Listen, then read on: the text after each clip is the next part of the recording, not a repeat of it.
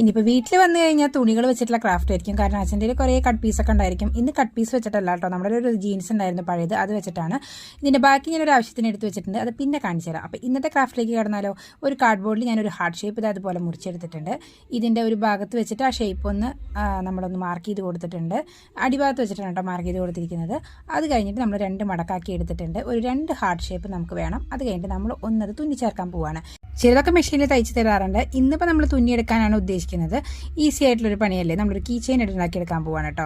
നമുക്ക് സൈഡൊക്കെ ഒന്ന് തുന്നിയെടുക്കണം. അപ്പോൾ പൊട്ട ഭാഗം മറച്ച് വെച്ചിട്ട് നമ്മൾ എല്ലാ ഭാഗവും ഒന്ന് അറ്റാച്ച് ചെയ്ത് കൊടുക്കുന്നുണ്ട്. ഒരു സൈഡ് മാത്രം പഞ്ഞി നിറയ്ക്കാനായിട്ട് നമ്മൾ ഓട്ട വിടുന്നുണ്ട്. അത് കഴിഞ്ഞിട്ട് മറച്ചെടുക്കുന്നുണ്ട് കേട്ടോ. ഒരു ഹാർട്ട് ഷേപ്പ് വന്നിട്ടുണ്ട്. ഇതുപോലെ നമുക്ക് ഏത് ഷേപ്പിൽ വേണമെങ്കിൽ നമുക്ക് ഇതുപോലെ ഓരോ പീസസ് തുന്നിയെടുക്കാം കേട്ടോ. എന്നിട്ട് ഞാൻ എൻ്റെ കയ്യിലുണ്ടായിരുന്നു കോട്ടൺ ആയിരുന്നു. അപ്പോൾ നമ്മൾ കോട്ടൺ അതിൻ്റെ ഉള്ളിലേക്ക് നിറച്ച് കൊടുക്കുന്നുണ്ട്. വേറെ എക്സ്ട്രാ സ്പോഞ്ച് ഒന്നും ഉണ്ടായിരുന്നില്ല. എന്തായാലും കോട്ടൺ വെച്ചിട്ട് നല്ല പഫി ആയിട്ട് നമ്മളൊന്ന് ഹാർട്ട് ഷേപ്പ് മാറ്റിയെടുത്തിട്ടുണ്ട്. ഇനി സൈഡൊക്കെ തുന്നിയെടുക്കുന്നുണ്ട്. അത് അയച്ചിരിക്കുന്നത് എനിക്ക് വെള്ളം കൊണ്ട് തരില്ല കേട്ടോ. നമ്മുടെ വീഡിയോയിൽ പ്രത്യക്ഷപ്പെടാനുള്ള ഒരു അടവ് മാത്രമാണ്.